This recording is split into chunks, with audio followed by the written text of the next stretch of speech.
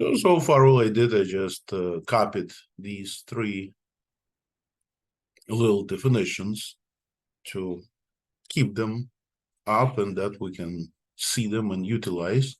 Now, the other three, such as a cosecant, which is a 1 of sine, will be a flip of this. You can see b over c, and that's a c over b, because it's 1 over sine. So technically, other three trig functions, they coming out by flipping these sine, cosine, and tangent. And that's why I don't think we need to remember them. Just remember that 1 over sine is cosecant and so forth. So these three is what we using, and if you take more math classes, then you will encounter usage of these ideas whenever you have right triangle. So I'd like to do a problem to illustrate that problems here are going to be pretty much the same in the section. We just want to solve triangle. That's how they call them. Solve triangle means find all sides and all angles in your triangle. So I can select one of these exercises and try to solve it. So let's say, how about the problem number 14 that deal with the angle theta. So the opposite side to it will be here, right across. Adjacent will be there. And then actually adjacent will be here. I should be careful. Side, because that was a hypotenuse. You need to concentrate. So once you mark these sides with those names, then you can find other functions, actually 6 trig functions of that angle. So in exercise number 14, I can find the sine of theta by dividing the opposite by hypotenuse, right? I can write it again. I like to write the opposite side by hypotenuse, and they both are given to me. So the opposite side here on the picture is 3, and hypotenuse is 4. Just like that. I say, Alex, if you want to find the cosine, though, you don't have adjacent side here. Yeah, I don't, but there is a Pythagorean theorem that we can use, and we always use it. So the theorem says that sum of squares of sides, and we usually call them as a and b, is equal to a square of hypotenuse. So if you want to find the adjacent side, let's give it some letter. Let's say if hypotenuse is usually c, if one side is a and the other side is b, and it's up to you, you can call this side a, whatever I have for adjacent, vice versa. It doesn't really matter. So if I'm looking for, in this case, adjacent side b, then what I can do is extract the square root from the difference of c squared, and I bring over to the other side a squared, right? And whatever they gave us for these sides in this exercise, such as a 4 squared subtract 3 squared, so it's 16 minus 9, which is 7, so it's a square root 7. Okay, so now we know what stands instead of b, it's a square root of 7, and I will plug it in for my numerator and still keep number 4 for my denominator.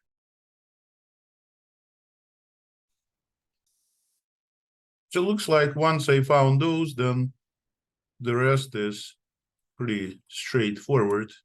So just divide again with a tangent.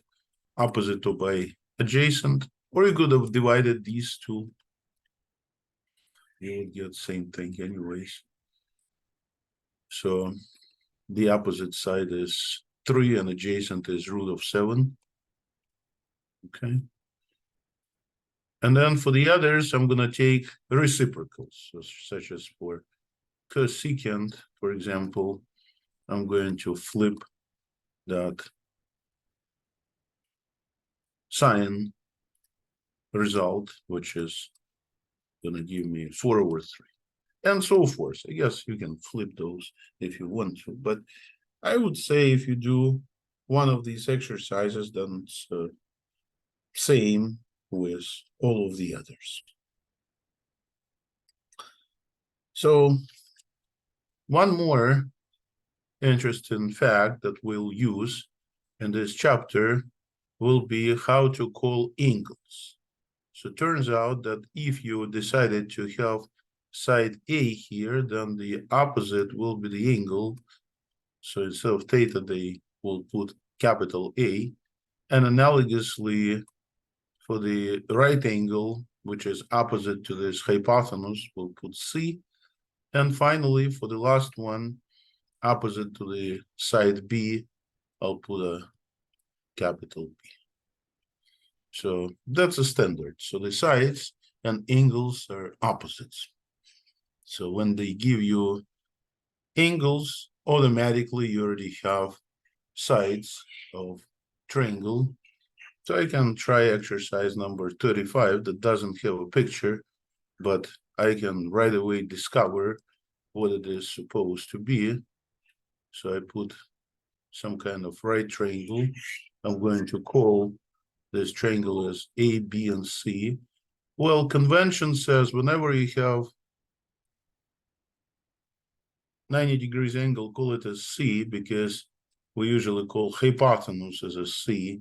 That's the longest side. So automatically here will be A and here will be B. And then they give us that A is 5. So I put that in my picture. And angle A is 25. Okay, if angle A is 25 degrees, then right away I can find what angle B is using the fact that in any triangle, the sum of all angles is equal to 180 degrees. So when I subtract 25 and 90 from this, I'm gonna get the third angle, measure of angle B. So it's like 90 minus 25, so it looks like it's 65 degrees.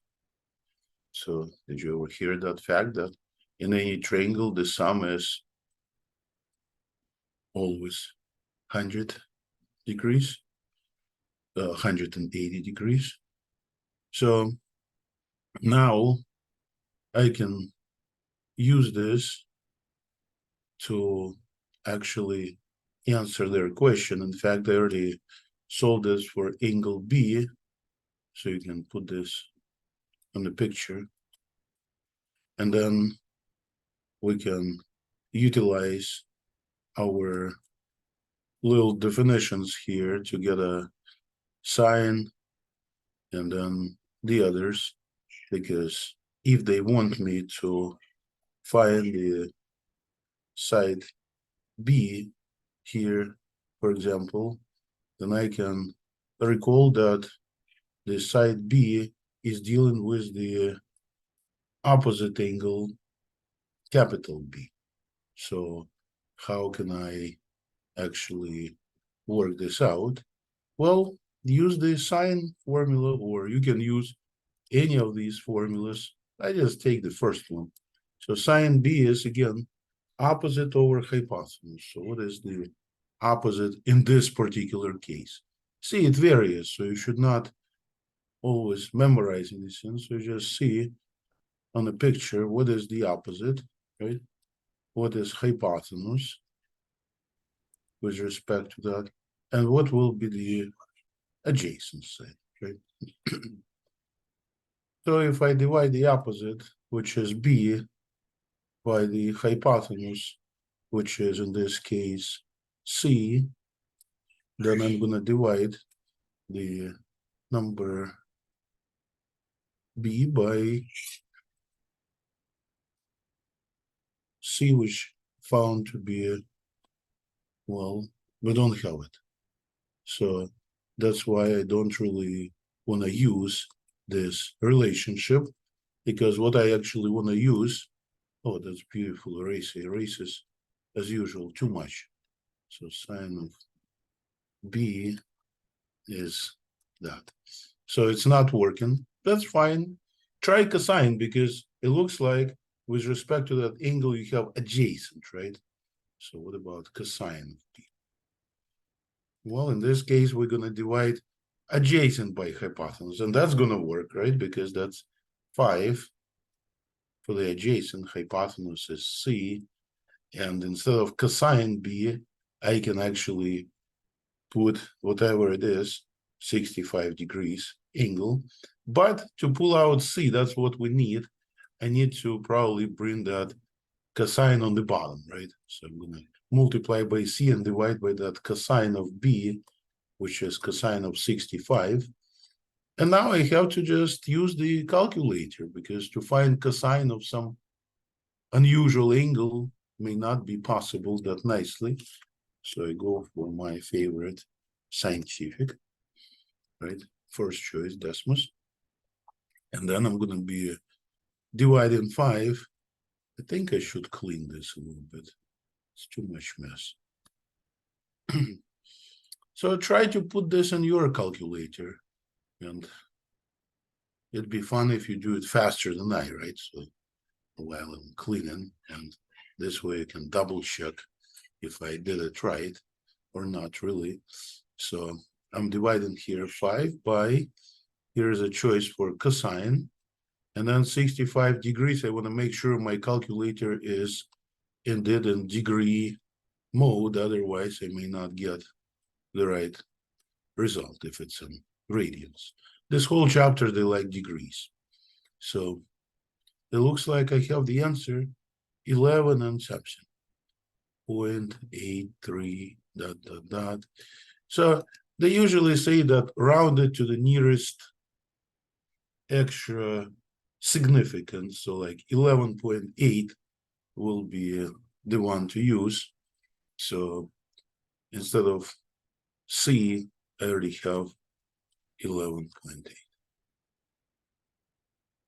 We found C. Looks like now I need to find B. And at this stage, if I still want to use 65 degrees, I can try function tangent, for example. So if I want to use tangent of my angle B again, you don't have to be stuck with a B, you can use A. But since I already started, then I can use it, because it looks like that it utilizes the opposite and adjacent, right? So the opposite to B is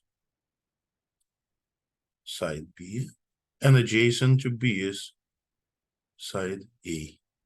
So notice that this will enable me to find B as a product of A times tangent B, isn't it?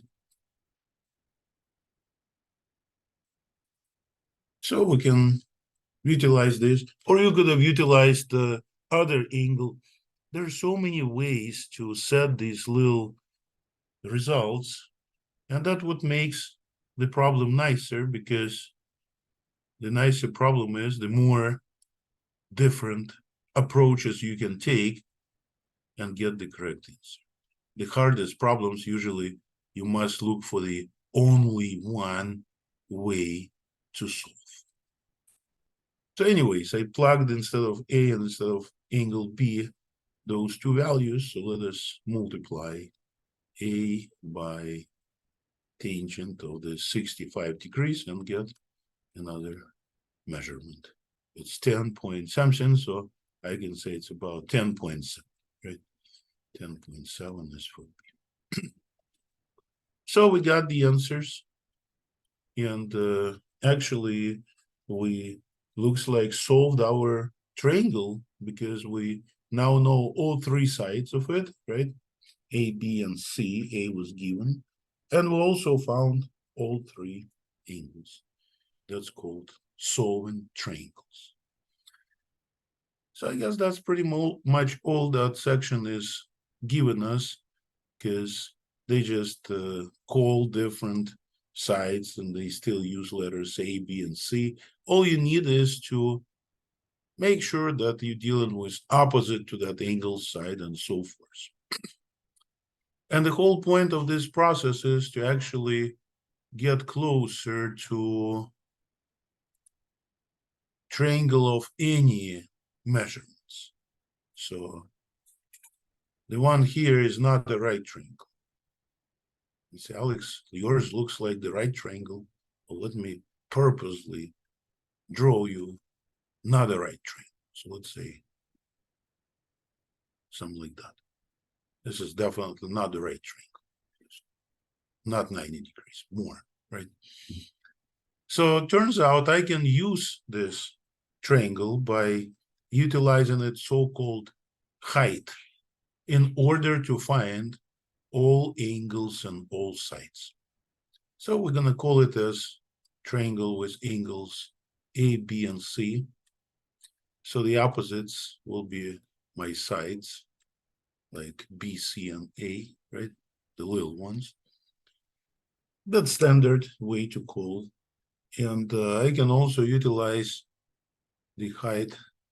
So if I produce height, like draw perpendicular to one of the sides, I get a height here. And now I will utilize exact same approach in order to pull out information from one triangle that we produced.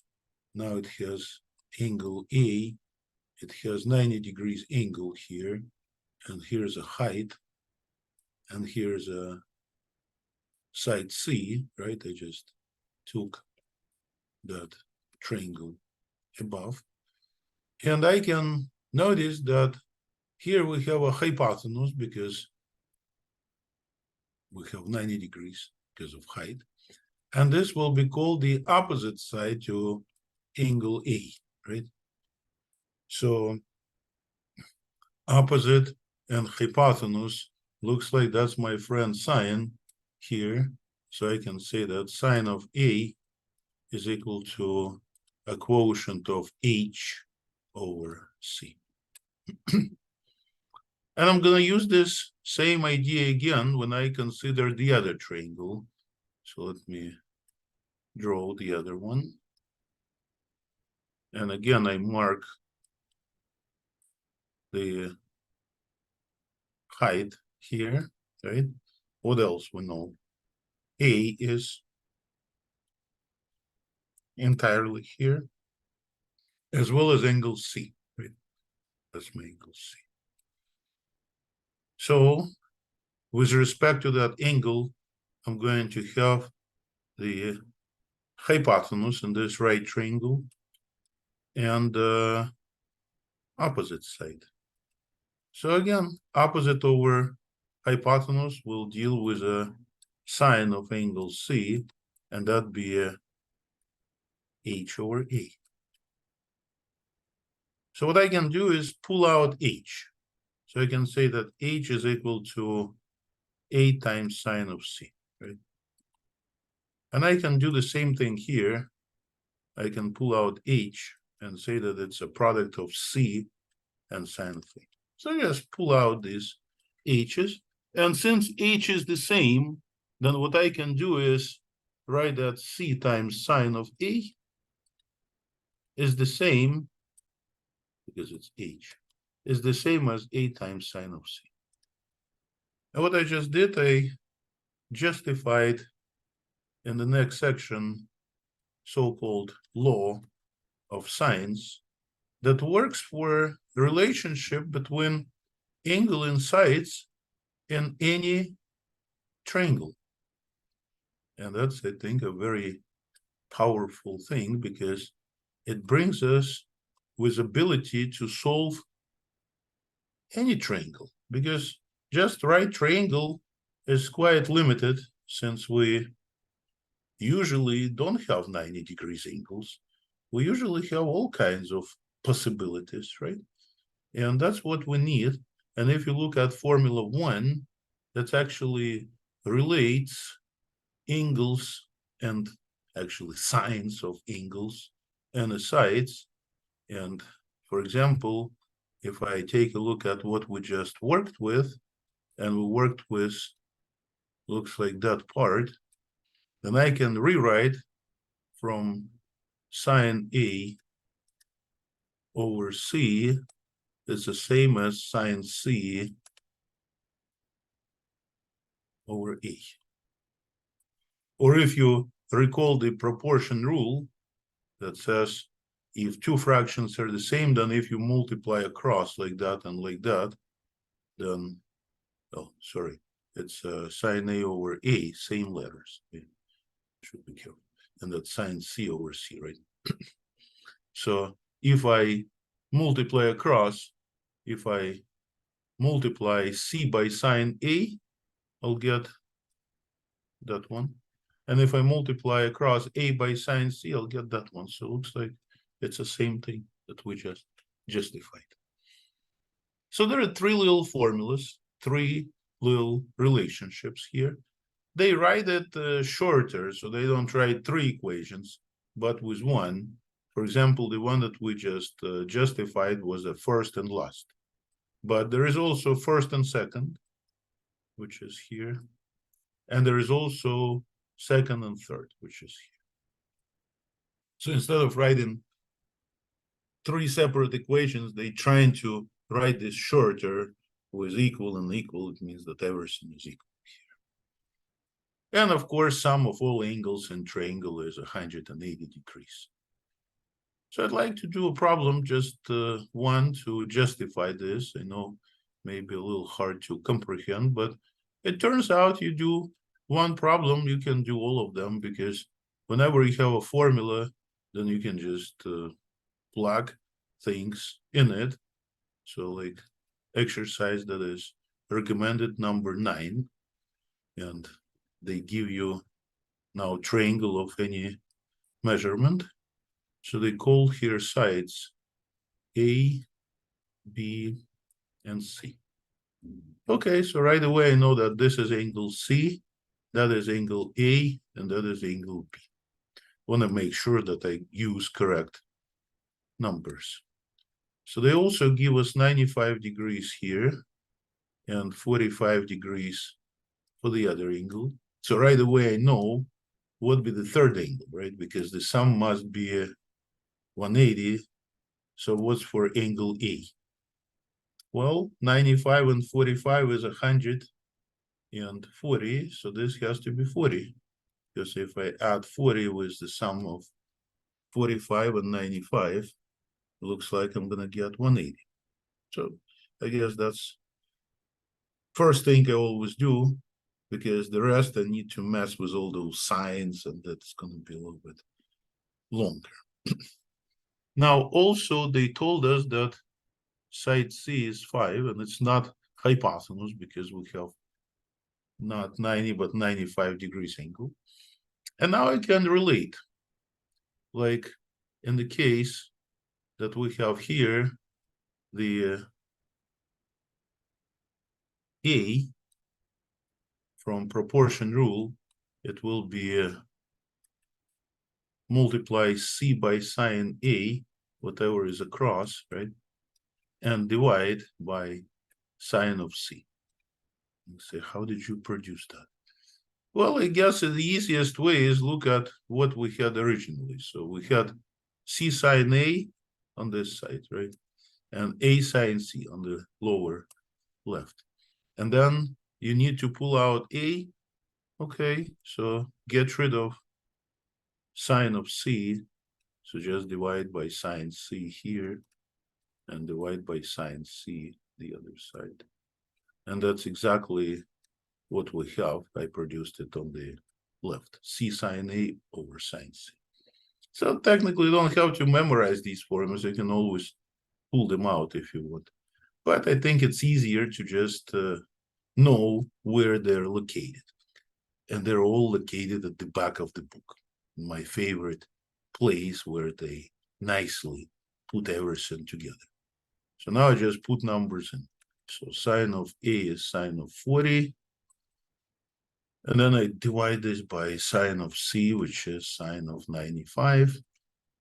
And now calculator time, of course. Let's do this. Get this entered. So please try to enter this in the calculator. Make sure that your calculator gives same answer. Because sometimes people say, Alex, I got a different answer. The calculator gave me the different answer. My calculator is malfunctioned, Alex. I should not be responsible for that. Well, make sure that you have a right and good working calculator and you know how to use it, because you should get exact same result. And if calculator you're using gives you something else, well, make sure you use degree mode. Then everything be fine. So it looks like I found A. This is 3.2. Again, I round to the nearest tens. So I want to keep hundreds.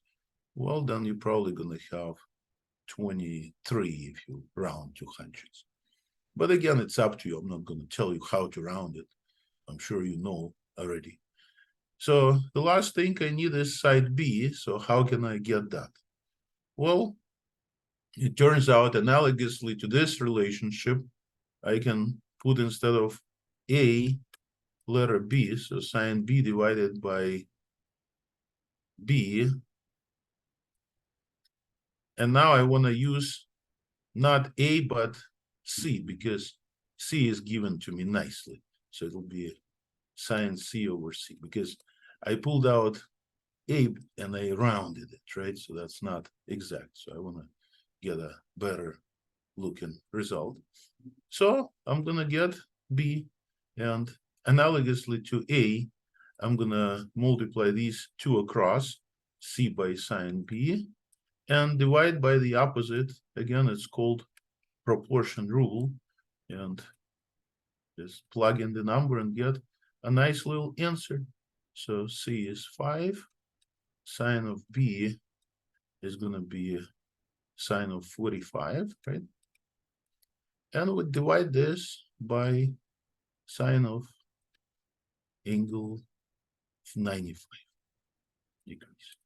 I'm making sure that I put degrees so I don't forget that when calculate.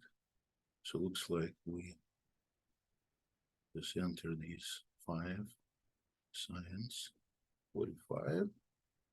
I say, I know what 45 sine is.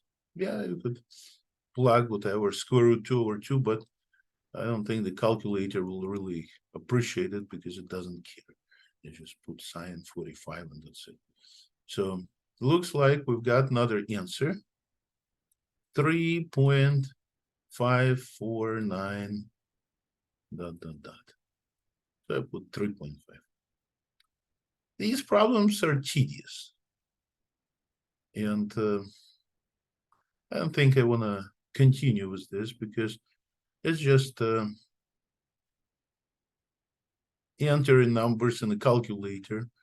So I think next time I will do another exercise because I guess it's a pretty much same thing when you have a unique triangle. Thing is that sometimes you don't have a unique triangle, and that's what they actually saying here. If you have one triangle, two triangles, or no triangles. So it turns out when they didn't give you a picture, like I just considered, it may be the case that you don't even have a triangle with these possibilities. And they, I think, made a nice explanation in here. So I was looking at this first page and I really liked it. Let me clear the mess a little bit. I just want to show you that this law of science is not perfect. Like here, for example, you have angle given to you 50. You have one side is 2, and side C does not reach the level of the ground. It's too short. If it be longer, it could give you one or the other triangle. So you could have had two triangles. You see, it depends on the length of side C with respect to that A. It definitely should be less than A, but definitely more than one. So these cases are possible. So next time, maybe I'll take a look at one of them.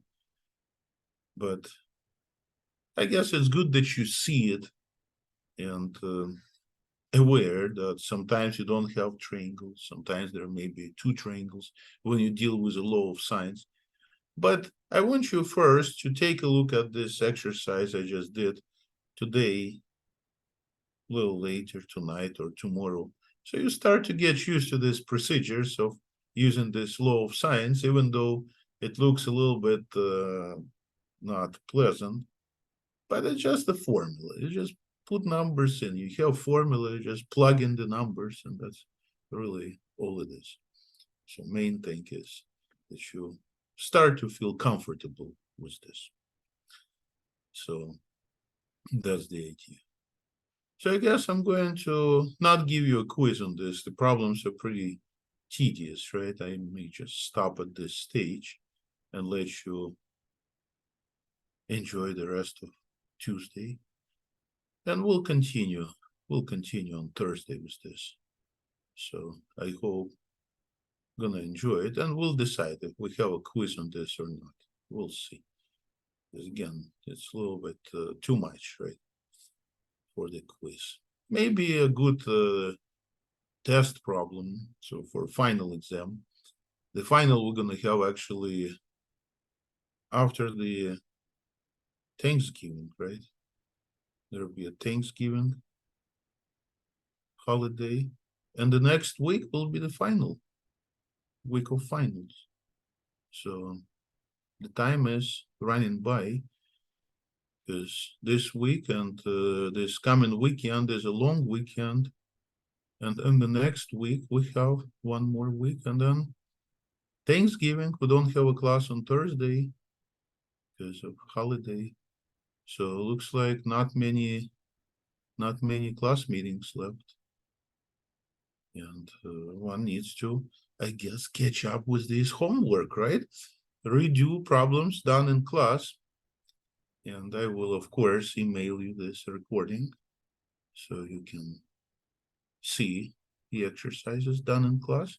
So I told you can do same problems. I think that'd be good idea, right? So if you were not following in terms of homework, if you took a little break after the midterm, well, now it's the time to get back on track because there's a couple of weeks and then there's a big holiday, right? Thanksgiving. So prior to it, you should catch up and you'll be able to email me whatever you've done up to date. So I guess that's our plan till the rest of semester.